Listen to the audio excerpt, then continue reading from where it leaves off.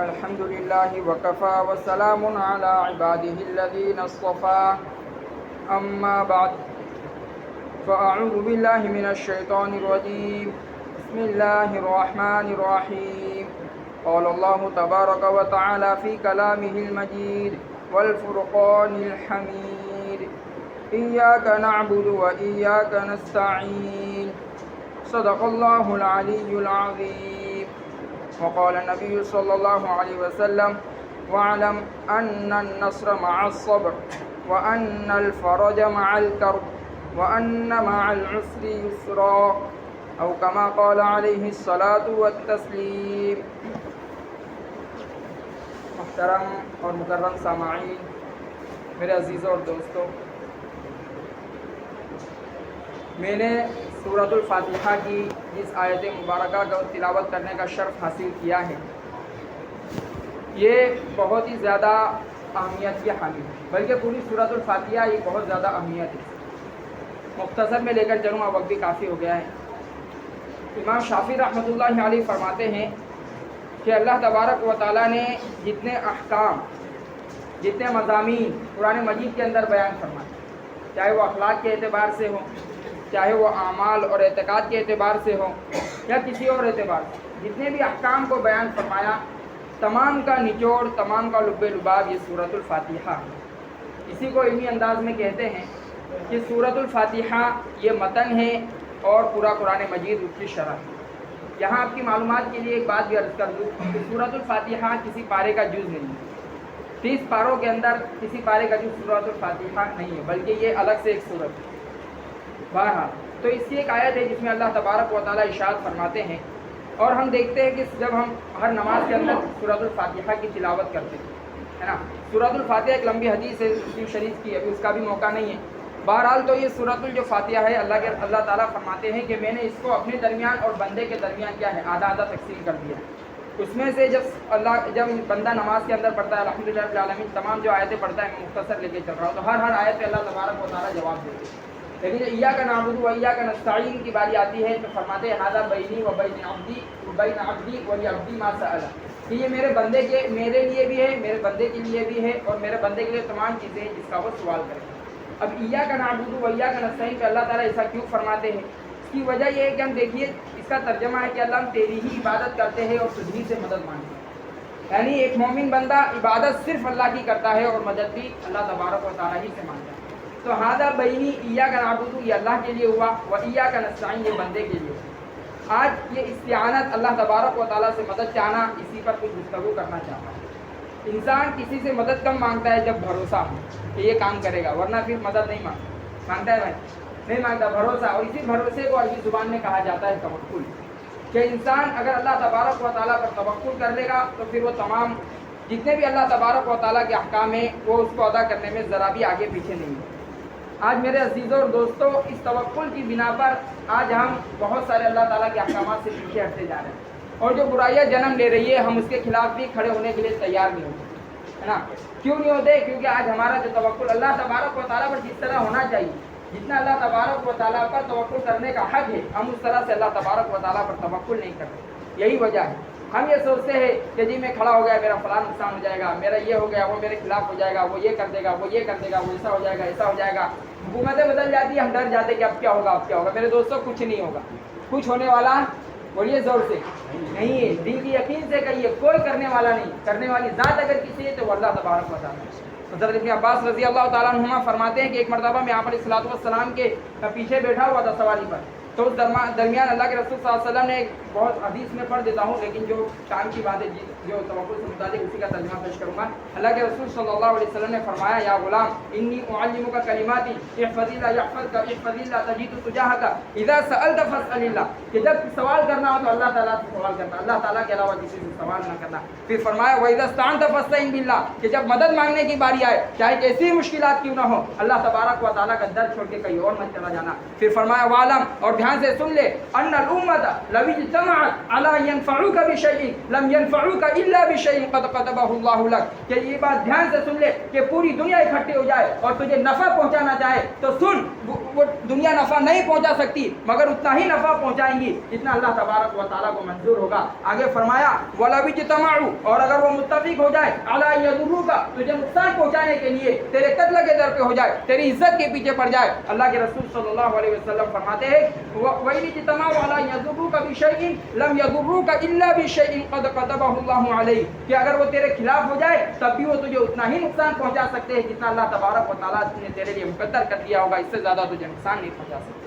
تو میرے عزیزوں کہنے کا مقصد یہ ہے کہ ہم اللہ تبارک و تعالیٰ پہ توکل کریں، اللہ تعالیٰ کے احکامات پہ آج ہم عمل کرنے سے کیوں پیچھے ہٹ رہے؟ سوچ رہے اگر شادی میں بڑی شادی نہیں کی ناک کٹ جائے گی، فلاں رشتہ دار ناراض ہو جائے گا، فلاں یہ ہو جائے گا، وہ ہو جائے گا۔ آج برتھ ڈے منایا جا رہا ہے، افسوس کی بات ہے میرے دوستوں، برتھ ڈے کا رواج کہاں سے آ گیا؟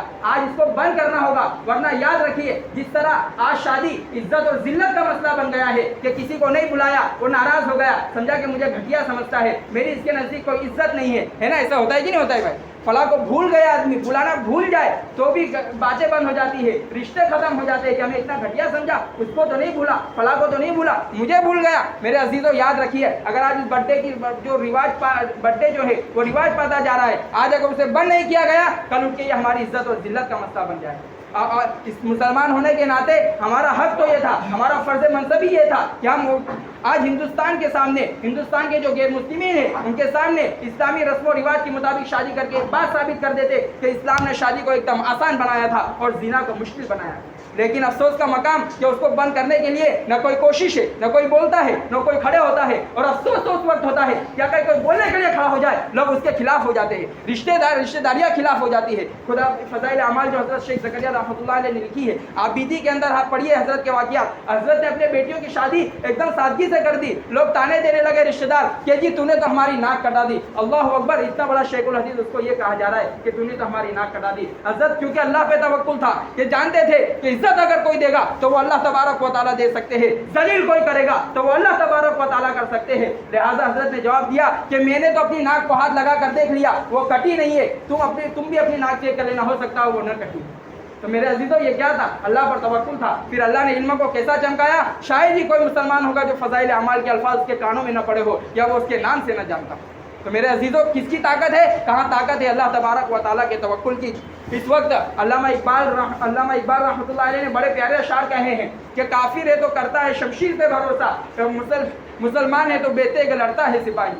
کہ کافر ہے تو تلوار پہ بھروسہ ہے، لیکن کافر تلوار پہ بھروسہ کرتا ہے، سوچتا ہے زیادہ مال ہوگا، زیادہ دولت ہوگی، ہم جیتیں گے، ہم یہ ہو جائے گا، وہ ہو جائے گا، لیکن فرمایا کہ نہیں، مومن جو ہے وہ بے تیغ لڑتا ہے سپاہی، اس کو تلوار پہ بھروسہ نہیں ہے، اس کا توکل تو اللہ پہ ہے۔ اگر اس کے پاس کچھ آج ظاہری اعتبار سے میں جو حالات بیان کرا اسی کے اوپر منطبق کر دوں کہ آج ہمارے پاس سائے، ہمارے پاس عزت نہ ہو، دولت نہ ہو، شہرت نہ ہو، اس کے باوجود بھی اگر ہم اللہ تبارک و تعالیٰ کے احکام کے اوپر ڈٹ جائے کہ شادی ہوگی وہ سمپل ہوگی، برتھ ڈے میں نہیں مناؤں گا، کسی کا کہاں کہیں برتھ ڈے کی دعوت آئے گی صاف طور پہ صرف جاؤں گا ہی نہیں بلکہ منع کروں گا کہ میں برتھ ڈے میں نہیں آنا چاہتا۔ یاد رکھیے یہ بے تیغ لڑتا ہے سپاہی، آپ کے پاس ہتھیار نہیں ہے، عزت نہیں ہے، آپ کی سماج میں زیادہ چلتی نہیں ہے، اس کے باوجود اگر آپ اس پہ کرتے ہیں تو یاد رکھیے یہ اللہ تبارک و تعالیٰ اس کے کرنے کے لیے توکل کی ضرورت ہوگی اور وہ توکل آپ کو پیدا کرنا ہوگا۔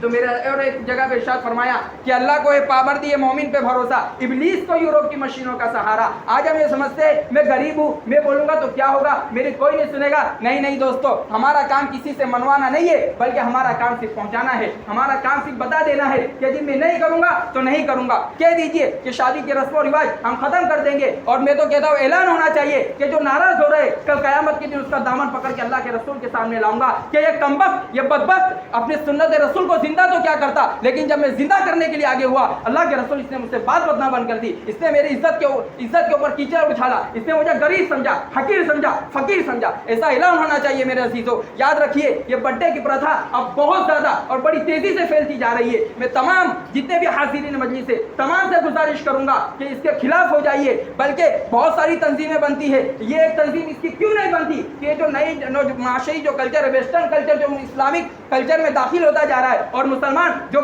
قرآن کو 50-60 سال سے پڑھتا ہے, 70 سال سے پڑھتا ہے, اس کے احکام کو زندہ نہیں کرتا, لیکن ویسٹرن کلچر سے بڈے آ جائے اسے لے لیتا ہے, وہاں کا لباس آ جائے اسے لے لیتا ہے, بالوں کی کٹنگ آ جائے اسے اپنا لیتا ہے. میرے عزیزو یہ کیسا مسلمان ہے؟ کیا مسلمان کی یہی شان ہے کہ وہ پرانے احکامات کو تو پیچھے رکھے, لیکن جب ویسٹرن کلچر سے کوئی نئی چیز آ جائے تو اسے ایجاد کر لے, اسے اپنا لے؟ کیا میرے دوستو اللہ کے رسول صلی اللہ علیہ وسلم کو کل قیامت کے دن یہ چہرہ دکھائیں گے ہم لوگ؟ میرے عزیزو سوچنے کی ضرورت ہے. یاد رکھیے آج کئی بچیاں اپنے گھروں کے اندر اسی طرح سے بیٹھی ہوئی ہے. میں تو سمجھتا ہوں کہ ہمارے یہاں گجرات سے ہی اٹھنی چاہیے یہ ہوائیں, اور پھر یہ جا کے دوسرے راجیوں تک اور دوسرے اسٹیٹ تک پہنچنی چاہیے, کیونکہ کیسے احوال ہے. آپ ذرا پوچھ لیجیے یو پی بہار والوں سے کیسے احوال ہے. آج ہم اس کے اندر ملوث ہے, اور ایک دھارا جو بہ رہا ہے اسی کے اندر ہم بہتے چلے جا رہے ہیں. یاد رکھیے کبھی بھی دھار میں بہنے والوں کی تاریخ نہیں لکھی جاتی, بلکہ جو ڈٹ کر مقابلہ کرتے ہیں تاریخ انہیں یاد رکھتی ہے. آپ پوری تاریخ اٹھا کر دیکھ لیجیے. آج ہم گھاس پھوس کی طرح جو غلط چیزیں, برتھ ڈے ہے کہاں مناؤ, فلانا ہے ہیپی اینیورسری, شادی کی تاریخ آئی کہاں یہ مناؤ وہ مناؤ, یہ نہیں کریں گے عزت ختم ہو جائے گی, کوئی مالدار نہیں سمجھے گا یہ فلانا ڈھیمکانا. میرے عزیز سب دنیا داری یاد رکھیے, توکل اللہ تبارک و تعالیٰ کی ذات پر ہونا چاہیے. ایک واقعہ تھا, بہرحال میں اسے مختصر کرتا ہوں کہ ربیع بن عامر رضی اللہ تعالیٰ عنہ حضرت خالد بن ولید رضی اللہ تعالیٰ عنہ کی امارت اور سرگردگی میں ایران سے مقابلے کے لیے گئے. تو وہاں کا مشہور پہلوان ان کا بڑا چیف تھا جس کا نام رستم تھا, ہم سب جانتے ہیں رستم پہلوان کے نام سے. تو اس نے کہا کہ آپ ایک ساتھی کو بھیجیے تاکہ مجھ سے کچھ گفتگو کر سکے, کچھ بات چیت کر سکے. تو حضرت خالد بن ولید رضی اللہ تعالیٰ عنہ نے عامر بن ربیع رضی اللہ تعالیٰ عنہ کو منتخب کیا کہ آپ جائیے اور آپ جا کر اس سے بات کر کے آئیے. جب حضرت ربیع بن عامر رضی اللہ تعالیٰ عنہ اس کے دربار میں پہنچتے ہیں تو دیکھتے ہیں کہ وہ سونا چاندی ہے, ریشم ہے, یعنی دنیاوی اعتبار سے جتنی آسائش اور جتنی آرائش ہونی چاہیے تھی وہ تمام چیزیں وہاں موجود ہے. لیکن ربیع بن عامر رضی اللہ تعالیٰ عنہ کی کیا حالت ہے؟ پھٹے پرانے کپڑے ہیں, تلوار بھی حضرت نے میان میں نہیں رکھی بلکہ کھلی رکھی. لوگوں نے روکا کہ جی آپ کی یہ کھلی تلوار ہے, کم سے کم میان میں تو رکھ لیجیے, اس سے فرش خراب ہوگا, فرش پھٹ جائے گا. فرمایا کہ نہیں, میں یہاں آیا نہیں ہوں, بلایا گیا ہوں. اگر تم مجھے اس طرح سے جانے نہیں دو گے میں اپنی سواری کے ساتھ اس کے فرش پہ چلتا ہوا جاؤں گا, میں اس کی دولت دیکھ کے متاثر ہونے والا نہیں ہوں. حضرت ربیع اخیر میں پھر وہ مجبور ہو جاتے ہیں. رستم کو پتا چلتا کہتا چلو اسی طرح سے آنے دو. حضرت سواری جہاں چپل اتار کے جانا تھا وہاں حضرت اپنی سواری لے کر جا رہے ہیں, اور تلوار کھلی ہوئی تھی جس کی وجہ سے جو اس نے قالین بچھائی تھی وہ بھی پھٹتی جا رہی تھی. اس کے بعد رستم سے بات چیت ہوتی ہے, کہتا ہے کہ آپ کیا چاہتے ہو؟ تو حضرت ربیع بن عامر رضی اللہ تعالیٰ عنہ کیا بڑا پیارا جواب دیتے ہیں. فرماتے ہیں اللہ بعثنا لنخرج من شاء من عبادۃ العباد الى عبادۃ اللہ ومن ضيق الدنيا الى سعتها ومن جور الاديان الى ذل الاسلام. کہ ہم جو آئے ہیں وہ ہم دنیاوی لالچ کے اندر دنیاوی مال و متاع کو حاصل کرنے کے لیے, زمین ہڑپ کرنے کے لیے نہیں آئے, بلکہ ہم تو اس لیے آئے تاکہ لوگوں کو بندوں کی بندگی سے نکال کر اللہ سے جوڑے, لوگوں کو لوگوں کی غلامیوں سے نکال کر اللہ تبارک و تعالیٰ سے جوڑے. اور اسی طرح سے فرمایا ومن ضيق الدنيا الى سعتها, کہ دنیا کی تنگی سے نکال کر اس کی کشادگی کی طرف ہم اس کی کشادگی کی طرف لینے آئے. میرے دوستو میں اس کی تفصیل کرنا چاہتا تھا لیکن وقت بڑا مختصر ہے. پھر آگے فرمایا ومن جور الادیان الى ذل الاسلام, کہ ہم تو مذہب کے نام پر لوگوں نے جو ظلم و ستم ڈھا رکھا ہے اس سے نکال کر اسلام کے گھنے سائے تلے عدل و انصاف کا جو سایہ اسلام کا ہے اس کے تحت ہم لانے کے لیے آئے ہیں. میرے عزیزو یہ کون آدمی جواب دے سکتا ہے؟ پوری طاقت ان کے پاس, ہتھیار ان کے پاس, ساری چیزیں ان کے پاس ہے, لیکن اس کے باوجود بھی جواب حضرت کا ایسا ہے اگر کوئی شخص خالی یہ الفاظ پڑھے تو سمجھے گا یہ اس وقت کا بہت مضبوط بادشاہ ہوگا جو اس طرح سے گفتگو کر رہا ہے. لیکن کون ہے ربیع بن عامر رضی اللہ تعالیٰ عنہ؟ کہا کہ صحابہ کی جماعت کے ایک اپنا فرد ہے جو وہاں آ کے بادشاہ سے, ایک چیف منسٹر, ایک چیف سے جو کمانڈر ہے پوری ٹیم کا, لڑاکو ٹیم کا کمانڈر ہے, اس سے اس طرح سے بات کر رہے ہیں. میرے دوستو یہ کیا ہے؟ یہ توکل ہے. آج ہمارے اندر توکل ختم ہو گیا. ہم سوچتے ہیں دکان بند کر دیں گے نقصان ہو جائے گا, فلاں یہ کر دیں گے تو اس طرح ہو جائے گا, یہ نہیں کریں گے تو ایسا ہو جائے گا. میرے عزیزو, یہ مومن کا عقیدہ نہیں ہو سکتا. ارے ہونا تو یہ چاہیے کہ چاہے نقصان ہو جائے لیکن نماز نہیں چھوڑ سکتا, چاہے عزت چلی جائے لیکن شادی میں بڑی نہیں کروں گا, چہرے پہ سنت سجاؤں گا, اور اتنی تمام احکامات ہے آپ اسے اٹھا لیجیے. دنیا کسی بھی باؤں میں بہ جائے, لوگ مجھے کچھ بھی کہے, لیکن میں فیشن والے بال نہیں کٹاؤں گا. میں اپنی عزت ٹخنوں کے اوپر رکھوں گا, چاہے لوگ مجھے کچھ بھی کہے. میں اسلامی لباس میں پھروں گا, چاہے لوگ مجھے اچھا کہے یا برا کہے. ہونا تو یہ چاہیے تھا. اگر عورتیں ہیں تو ہم انہیں سمجھائے کہ ارے چاہے لوگ تجھے کچھ بھی کہے, چاہے کچھ بھی کہے, لیکن میں تو پردہ پہنوں گی. آج دنیا کیا کہتی ہے جی, یہ تو پرانے لوگ ہیں, پرانی سوچ ان کے اعتبار سے. ان کے سامنے آخرت تھوڑی ہے میرے عزیزو, آخرت تو ہمارے سامنے ہے. اگر آخرت کا صحیح نقشہ ہمارے سامنے ہوگا, یاد رکھیے 14ویں صدی گزر جائے یا 15,000 سال, کتنے بھی سال گزر جائے, اسلام پہ چلنا مشکل نہیں ہوگا. لیکن اگر توکل کمزور رہا, اللہ تعالیٰ پہ یقین نہیں رہا, تو جس طرح منافق غزوہ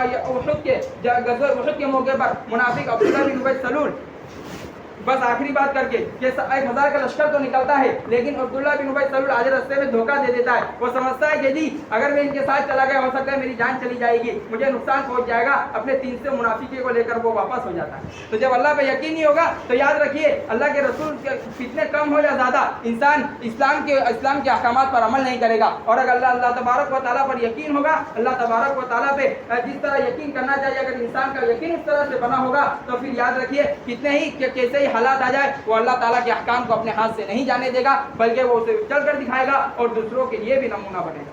اللہ تبارک و تعالیٰ ہم تمام کو کہنے سننے سے زیادہ عمل کی توفیق عطا فرمائے. اور خاص طور پہ آج کا پیغام یہ ہے کہ برتھ ڈے جو منایا جا رہا ہے, ہیپی برتھ ڈے کے اسٹیٹس لگائے جا رہے ہیں, اس سے روکیے, منع کیجیے میرے عزیزو. یاد رکھیے یہ چیز آج چھوٹی نظر آ رہی ہے, لیکن کل جا کے جب بڑی ہو جائے گی تو جس طرح شادی کے رسم و رواج میں ہم جکڑ گئے, اس طرح سے ہم اس میں بھی جکڑ جائیں گے اور پتہ بھی نہیں چلے گا. اللہ تبارک و تعالیٰ کئی سنی باتوں پر عمل کی توفیق عطا فرمائے. وآخر دعوانا الحمدللہ.